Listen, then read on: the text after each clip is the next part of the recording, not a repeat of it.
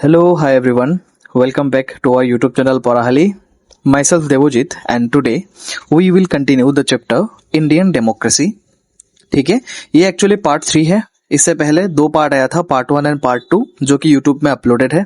आप पहले वो 2 पार्ट देखना, उसके बाद ही पार्ट 3 कंटिन्यू करना. ठीक है, तो चलो स्टार्ट करते हैं. तो लास्ट क्लास में हमने देखा था जो प्रियम्बल्स के जो कुछ टर्म्स थे, सेक्युलर, डेमोक्रेसी, रिपब्लिक, उसका मतलब क्या है. ठीक है, जस्टिस, लिबर्टी. तो आज हम देखेंगे the federal characteristics of the Indian political system.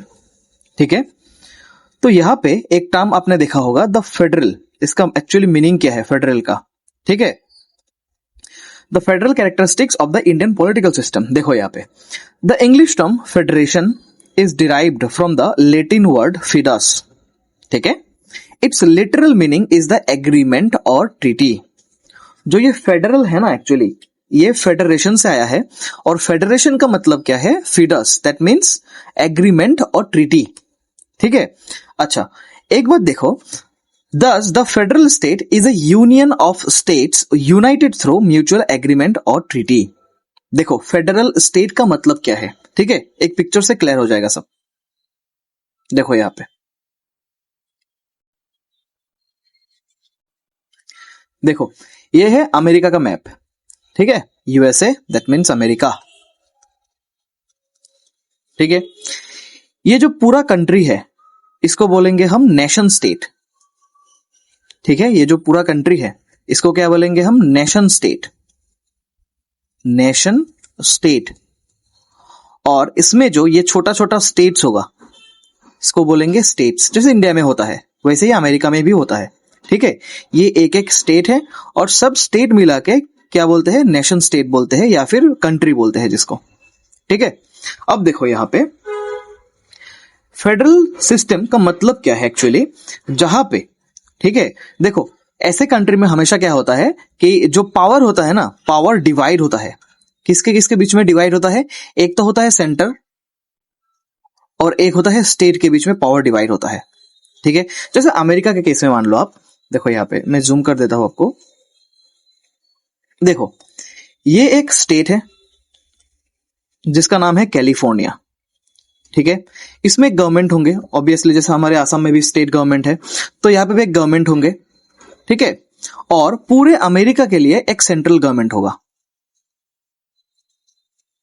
Central government होगा. ठीक है, तो दोनों के बीच में पावर का डिवाइड होगा, उसको बोलते हैं फेडरेशन सिस्टम या फिर फेडरल सिस्टम. ठीक है, एक तो होगा सेंट्रल गवर्नमेंट, जैसे इंडिया के केस में भी मान सकते हो, जैसे सेंटर में है बीजेपी या फिर मोदी का जो गवर्नमेंट है, और असम में भी बीजेपी गवर्नमेंट है. तो दोनों गवर्नमेंट के बीच में कोऑपरेशन होगा, दोनों गवर्नमेंट के बीच में पावर का डिवाइड होगा. सिमिलरली अमेरिका में भी ऐसा है. कैलिफोर्निया में एक स्टेट है, यहाँ पे भी एक गवर्नमेंट होगा और पूरे अमेरिका के लिए एक गवर्नमेंट होगा, उसको बोलते हैं सेंट्रल गवर्नमेंट. तो सेंट्रल एंड स्टेट गवर्नमेंट के बीच में पावर डिवाइड किया जाएगा. ठीक है, अब देखो अमेरिका में थोड़ा डिफरेंट होता है चीज. ठीक है, जैसे इंडिया पे एक कॉन्स्टिट्यूशन होता है पूरे इंडिया के लिए, अमेरिका में भी एक कॉन्स्टिट्यूशन होता है पूरे अमेरिका के लिए. ठीक है, लेकिन अमेरिका में एक चीज ज्यादा है कि हर एक स्टेट्स के लिए एक एक कॉन्स्टिट्यूशन होगा, जिसको बोलते हैं स्टेट कॉन्स्टिट्यूशन. मतलब अमेरिका में 2 कॉन्स्टिट्यूशन है, एक तो पूरे अमेरिका के लिए एक कॉन्स्टिट्यूशन है और एक स्टेट्स के लिए कॉन्स्टिट्यूशन है. मतलब कैलिफोर्निया के लिए भी एक्स्ट्रा कॉन्स्टिट्यूशन होगा, नेवाडा के लिए भी एक्स्ट्रा कॉन्स्टिट्यूशन होगा. ठीक है, तो वॉशिंगटन के लिए भी एक एक्स्ट्रा कॉन्स्टिट्यूशन होगा. तो अमेरिका में ये चीज अलग अलग है. लेकिन हमारे इंडिया पे आसाम के लिए कोई एक्स्ट्रा कॉन्स्टिट्यूशन नहीं है, हम जो इंडिया के कॉन्स्टिट्यूशन है उसको ही फॉलो करते हैं. ठीक है, अब थोड़ा टॉपिक पे आते हैं. ठीक है, अब देखो यहां पे क्या बोला कि federal state is A union of state. ठीक है, यहां पे स्टेट का मतलब क्या है, नेशन, कंट्री, नेशन या फिर कंट्री. ठीक है, तो एक फेडरल कंट्री होने का मतलब है वहां पे कुछ यूनियन ऑफ स्टेट्स होंगे. स्टेट्स मतलब यहां पे हर एक राज्य के बारे में बात कर रहे हैं हम. ठीक है, जैसे हर एक राज्य को मिला के फेडरल स्टेट बनता है, इंडिया बनता है. ठीक है, यूनाइटेड थ्रू म्यूचुअल एग्रीमेंट और ट्रीटी. यहाँ पे थोड़ा डिफरेंट है, आप समझना यहाँ पे. ठीक है, फिर से मैप पे आते हैं. देखो जैसे अमेरिका में एक सेंट्रल गवर्नमेंट है और एक स्टेट गवर्नमेंट है, दोनों के बीच में एक एग्रीमेंट हुआ है, ठीक है, कि ठीक है हम जो स्टेट से कैलिफोर्निया वो अमेरिका के साथ जुड़ जाएंगे अगर हमें कुछ कंडीशंस फॉलो करने को मिले, ठीक है। दैट मीन्स कि हमारे बीच में एक एग्रीमेंट हो, उसमें कुछ कंडीशंस होगा, कंडीशंस की वजह से हम अमेरिका में इंक्लूड होंगे, ठीक है। तो कैलिफोर्निया के बीच में और जो अमेरिका, टोटल अमेरिका के बीच में एक एग्रीमेंट हुआ था, उसके बाद ही ये स्टेट में इंक्लूड हुआ। लेकिन इंडिया के केस में ऐसा नहीं है, ठीक है। इंडिया में जैसे पूरा इंडिया है, ठीक है, और एक स्टेट है असम, तो ये एक स्टेट है और ये एक नेशन स्टेट है, दैट मीन्स कंट्री। तो इंडिया के बीच में एंड असम के बीच में कोई एग्रीमेंट नहीं हुआ, तो ये थोड़ा डिफरेंस है, आपको याद रखना होगा। इन केस ऑफ अमेरिका एक स्टेट और एक सेंट्रल गवर्नमेंट के बीच में एक एग्रीमेंट हुआ है, लेकिन हमारे असम में या फिर हमारे इंडिया पे जो असम गवर्नमेंट है और जो इंडिया के सेंट्रल गवर्नमेंट है उसके बीच में कोई एग्रीमेंट नहीं हुआ है, ठीक है। अब देखो,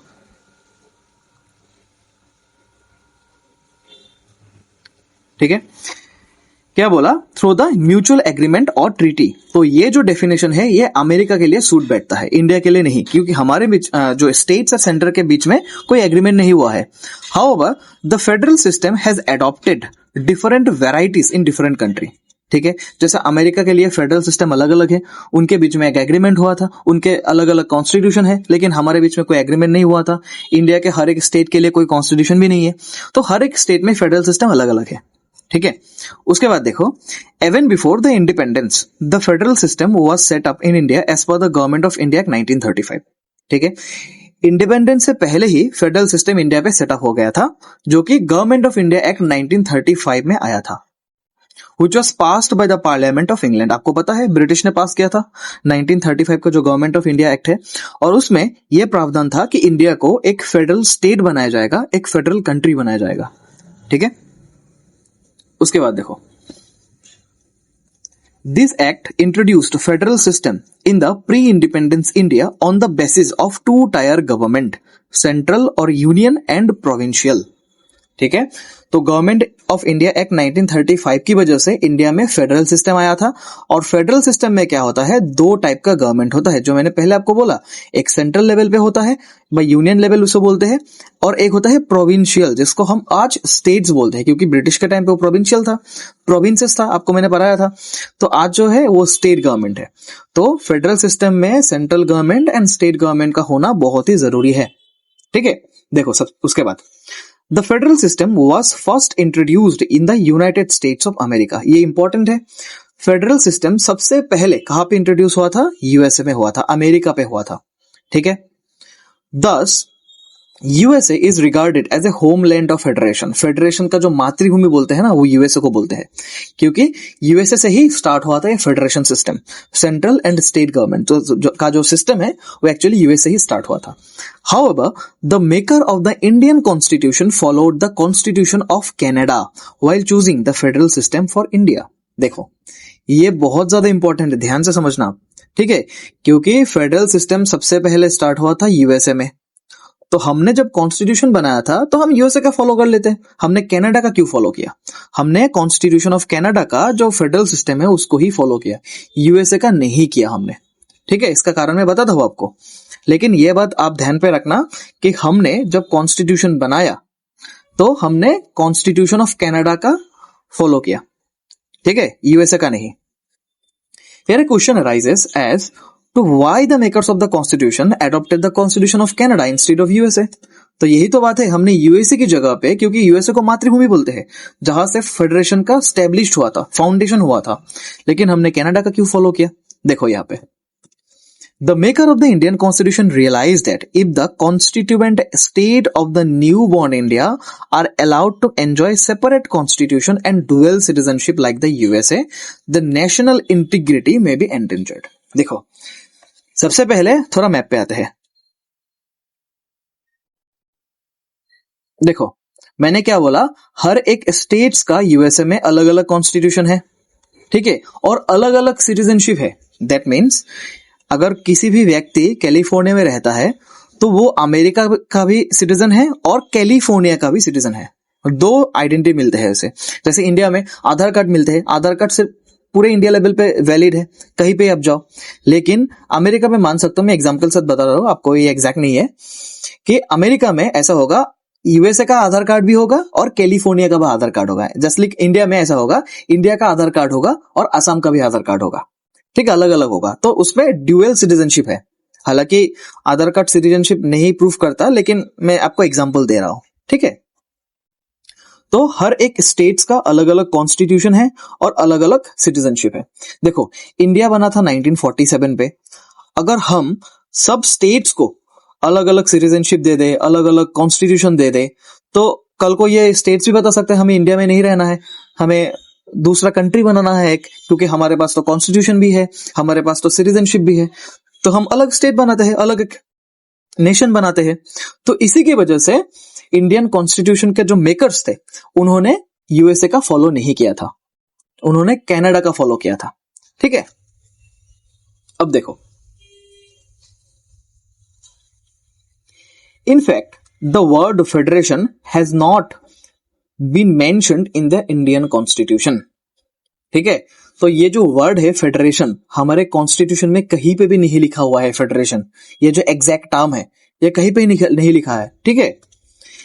instead India has declared a union of states in the Article 1 of the Indian Constitution। जो कॉन्स्टिट्यूशन का हमारा आर्टिकल 1 है, सबसे पहला आर्टिकल है, वहां पे भी लिखा हुआ है कि India is A union of states. हमारे बीच पे कोई एग्रीमेंट नहीं हुआ है, सब स्टेट्स को मिला के ही इंडिया बनता है, that means union of states, ठीक है।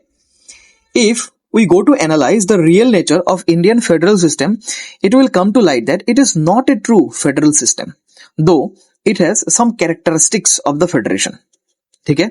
तो जैसे यूएसए के केस में होता है कि यूएसए में एग्रीमेंट होता है, एग्रीमेंट की वजह से वो स्टेट अमेरिका में इंक्लूड होता है, लेकिन हमारे यहाँ पे तो ऐसा नहीं हुआ, ठीक है। तो हमारा actually federal system true federal system नहीं है, यूएसए के लाइन में नहीं है हमारा, यूएसए की तरह नहीं है हमारा, ठीक है। इसमें कुछ चेंजेस है हमारे फेडरेशन में। So the learned maker of the Indian constitution have categorically mentioned our political system as a quasi federal, peculiar federation, centralized federation and federal in form but unitary spirit। मतलब क्या है कि हमारा जो federation system है वो true federation system नहीं है, तो हमारे फेडरेशन को क्वासी फेडरल बोलते हैं। दैट मीन्स, मैं थोड़ा जूम करके देता हूं आपको, मतलब यहां पे जो पावर्स है वो सेंटर के भी पास होते हैं और स्टेट्स के पास भी होता है, ठीक है। पावर मिक्सअप हो चुका है, पावर डिवाइड हो चुका है, ठीक है। सेंटर के पास अलग पावर है एंड स्टेट्स के पावर अलग पावर है, इसको बोलते हैं क्वासी फेडरल। इसको एक्चुअली ये जो टर्म है इसको बोला था ग्रैनविल ऑस्टिन ने, एक पॉलिटिकल थिंकर था उस टाइम के, तो उन्होंने बोला था कि इंडिया का जो फेडरल सिस्टम हो वो अमेरिका की तरह ट्रू फेडरल सिस्टम नहीं है, हमारे फेडरल सिस्टम क्वासी फेडरल है। दैट मीन्स हमारे जो पावर्स है, हमारे कॉन्स्टिट्यूशन के अंदर जो भी पावर्स है वो डिवाइड किया गया है, कुछ पावर सेंटर के पास रहेगा, कुछ पावर स्टेट्स के पास रहेगा, और कुछ पावर ऐसा भी होगा जो दोनों ही लॉ बना सकते हैं उसके ऊपर, ठीक है। इसलिए इसको बोलते हैं, देखो, federal in form but unitary in spirit. मतलब क्या है, ज्यादातर पावर सेंटर के पास ही है हमारा, ज्यादातर पावर सेंटर के पास है, स्टेट्स के पास कुछ कम पावर है, लिमिटेड पावर है, ठीक है। अगर यूएसए की तरह होगा तो यूएसए में हर एक स्टेट्स एंड सेंटर के बीच में इक्वल पावर डिवाइड्स होंगे, तो इसलिए उसका जो फेडरेशन सिस्टम है वो ट्रू फेडरल सिस्टम है। लेकिन हमारा ट्रू नहीं है, हमारा यूनिटरी फीचर्स है। दैट मीन सेंटर के पास थोड़ा ज्यादा पावर है, स्टेट्स के पास थोड़ा लिमिटेड पावर है, ठीक है। उसके बाद देखो, unlike the constituent states of the USA, the constituent states of the India has no right to secede from the Indian Union, ठीक है। मतलब क्या बोला, देखो, अमेरिका के जो स्टेट्स है और अमेरिका के जो सेंट्रल गवर्नमेंट है उसके बीच में कुछ एग्रीमेंट हुआ था, मैंने आपको बोला था। तो अगर कल को ये एग्रीमेंट ठीक से फॉलो नहीं किया तो स्टेट्स के पास पावर है कि वो अमेरिका से अलग हो सकते हैं, लेकिन हमारे इंडिया के जो स्टेट्स है उसके पास ऐसा कोई पावर नहीं है, ठीक है, क्योंकि हमारे पास तो कॉन्स्टिट्यूशन ही नहीं है एक्स्ट्रा, हमारे पास एक ही कॉन्स्टिट्यूशन है, एक ही सिटीजनशिप है, ठीक है। तो हमारा कोई भी एक स्टेट चाहे भी तो इंडिया से अलग नहीं हो सकता, ठीक है।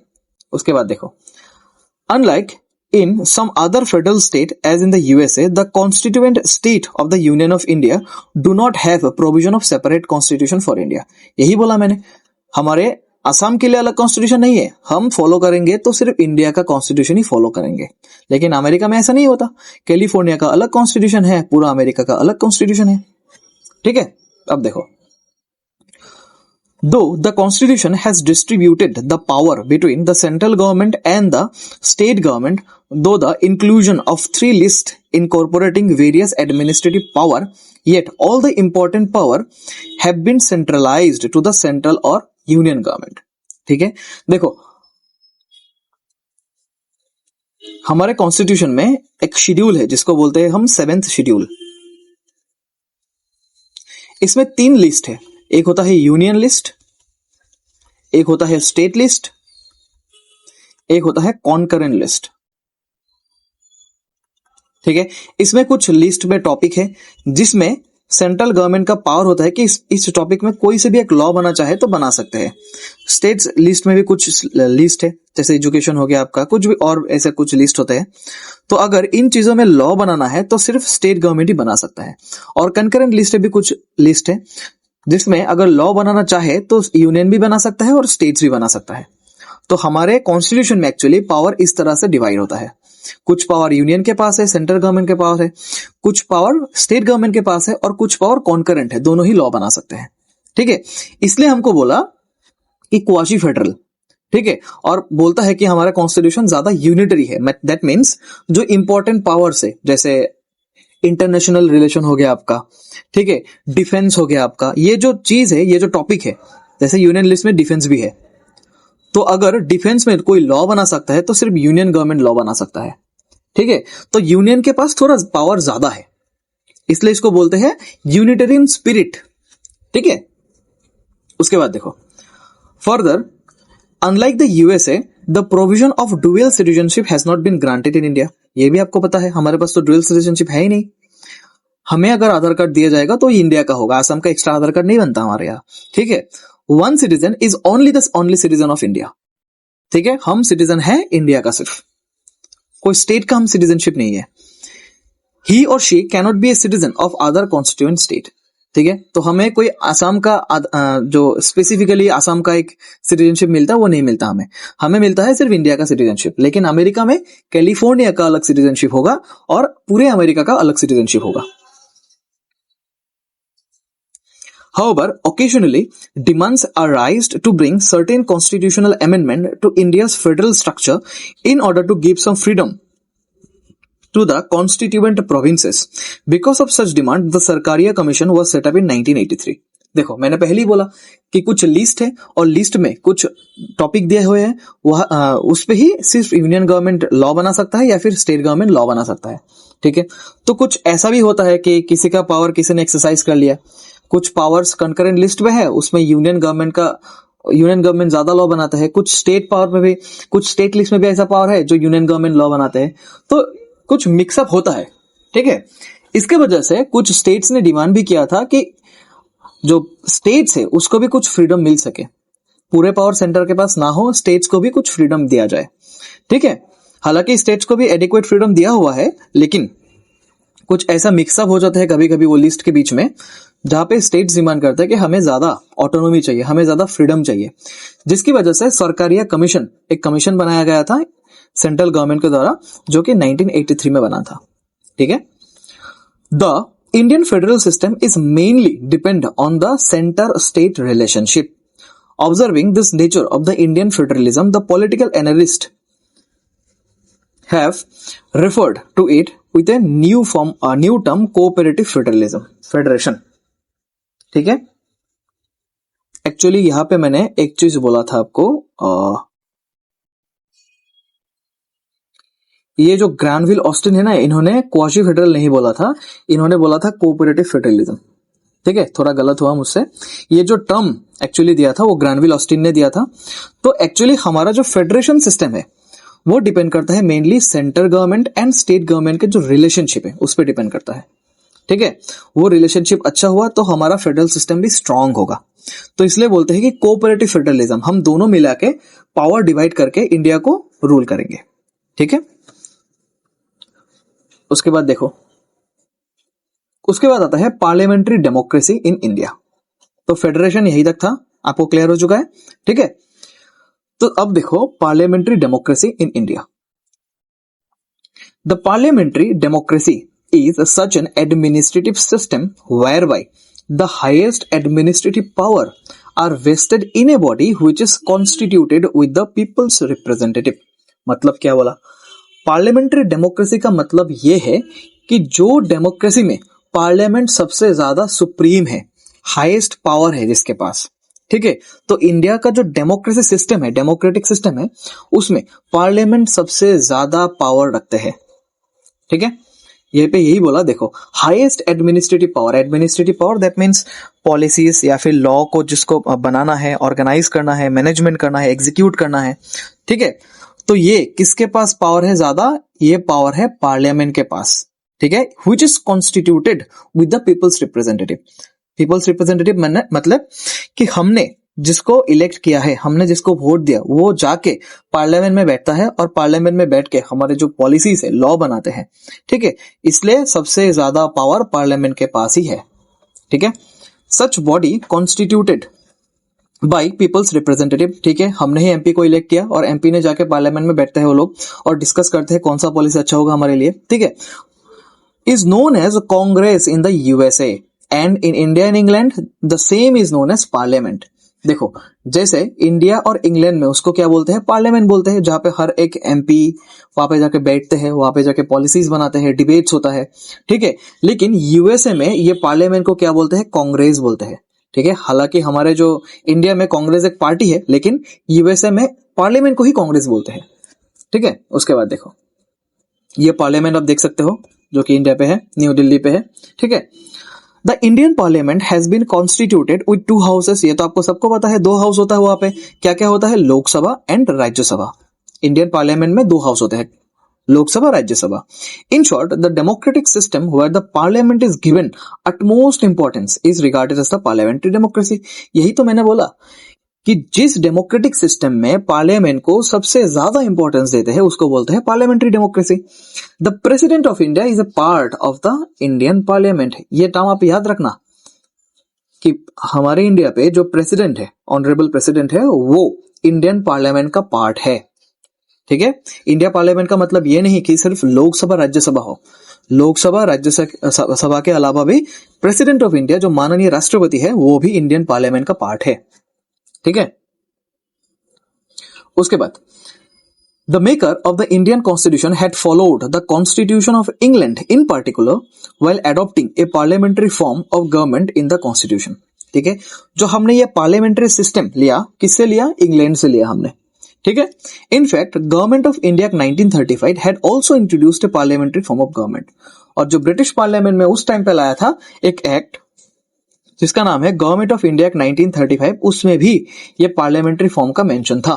तो उसी टाइम से ही इंडिया पे पार्लियामेंट्री फॉर्म का गवर्नमेंट चल रहा था in a limited form in the pre independence India. तो इंडिपेंडेंस से पहले ये जो पार्लियामेंट्री फॉर्म था ये थोड़ा लिमिटेड था, लिमिटेड पावर के साथ काम करता था, लेकिन आज ये फुल्ली इंडिपेंडेंट है, ठीक है। The main difference between the parliamentary democratic system of the India and that of England are not. देखो हमने इंग्लैंड का तो फॉलो किया पार्लियामेंट्री डेमोक्रेसी, लेकिन उसमें भी कुछ डिफरेंस है। क्या डिफरेंस है? मैंने फर्स्ट क्लास में आपको बताया था पहले दिन। तो देखो यहाँ पे, firstly the Indian parliamentary democracy makes India A Republic. तो इंडिया के जो पार्लियामेंट्री डेमोक्रेसी है वो इंडिया को एक रिपब्लिक बनाता है, रिपब्लिक स्टेट बोलते हैं। क्यों? क्योंकि जो हमारा हेड ऑफ द स्टेट है, दैट मीन्स हमारा माननीय राष्ट्रपति है, उनको इलेक्शन होता है, उनका वो पीपल इलेक्ट करते हैं उसको, ठीक है। लेकिन इंग्लैंड का जो पार्लियामेंट्री डेमोक्रेसी है वो रिपब्लिक नहीं है, मैंने पहले दिन बोला था। क्योंकि इंग्लैंड का जो हेड है कौन है? वो होता है किंग या फिर क्वीन। वो तो इलेक्शन नहीं होता उन लोगों का क्या होता है? हेरिडिटरी होता है। लेकिन मतलब एक फैमिली से ही वो बिलोंग करते हैं और फादर, उसके बाद सन, उसके बाद डॉटर, जो भी होता है उन लोगों का वो फैमिली के हिसाब से वहां पे हेड बनता है, ठीक है। लेकिन हमारा जो हेड ऑफ द स्टेट है, that means honourable president of India, is indirectly elected, ठीक है। उसके बाद second, the power and composition pattern of the upper house Rajya Sabha of India are quite different from that of the upper house, house of the lord of England. ठीक है, जो हमारा upper house है और जो इंग्लैंड का अपर हाउस है वो थोड़ा डिफरेंट है इन केस ऑफ पावर। ठीक है, हमारा राज्यसभा को कुछ पावर अलग होगा, उनका जो पावर है कुछ अलग होगा। कॉम्पोजिशन पैटर्न, दैट मीन्स जो अरेंजमेंट होता है, कितना सीट हो सकता है, कौन कौन पार्टिसिपेट करता है इसमें। ठीक है, तो ये कुछ अलग है दोनों के बीच में। Thirdly, the Parliament of England is the most powerful in the parliamentary democratic system, but India's parliament is not so powerful. आप इंग्लैंड में देखोगे तो इंग्लैंड का जो पार्लियामेंट है वो सबसे पावरफुल होता है, लेकिन इंडिया के केस में हमारे पार्लियामेंट सबसे पावरफुल नहीं है। हालांकि मैंने बोला कि सबसे ज्यादा इंपॉर्टेंस पार्लियामेंट को ही दिया जाता है, लेकिन आप मान सकते हो ऐसा कि देखो पार्लियामेंट में क्या पास होता है, एक्ट पास होता है, और एक्ट अगर कुछ भी उसमें ऐसा हुआ जो कि हमारे फंडामेंटल राइट्स को वायलेट करता है, हमने देखा था फंडामेंटल राइट्स कुछ हमारे यहाँ पे कॉन्स्टिट्यूशन में दिया गया था, अगर ये लॉ अगर कोई भी हमारा फंडामेंटल राइट्स को डिनाई करता है या फिर नहीं देता है तो सुप्रीम कोर्ट क्या करेगा, वो लॉ को या फिर एक्ट को क्वाश कर देगा, नल एंड वॉइड कर देगा। ठीक है, तो अल्टीमेट पावर हमारे पार्लियामेंट के पास नहीं है। हालांकि पार्लियामेंट कुछ गलत किया तो सुप्रीम कोर्ट उसे नल एंड वॉइड कर देगा, खत्म ही कर देगा उस एक्ट को। ठीक है, ultimately the Indian constitution has created the parliamentary democracy making suitable to the Indian situation. ठीक है, हमारे सिचुएशन के हिसाब से ये पार्लियामेंट्री डेमोक्रेसी को सुइटेबल कर लिया गया है, which has been able to present India as a distinguished parliamentary democratic system in front of the world। इसी वजह से ही हमारा जो इंडिया का जो पार्लियामेंट्री डेमोक्रेटिक सिस्टम है वो थोड़ा सबसे अलग है। ठीक है, यूनिक फीचर बनाता है हमारे इंडिया पे। ठीक है, तो आई थिंक ये चैप्टर कंप्लीट हो चुका है। अगर कुछ आपका डाउट होगा तो कमेंट सेक्शन में बताना। ठीक है, और नेक्स्ट कौन सा चैप्टर स्टार्ट करें वो भी कमेंट सेक्शन में बता सकते हो। ठीक है, एंड आपका शायद एग्जाम भी होगा, आजकल परसों से स्टार्ट होगा, तो best of luck for the exam also. ठीक है, मिलते हैं नेक्स्ट क्लास में।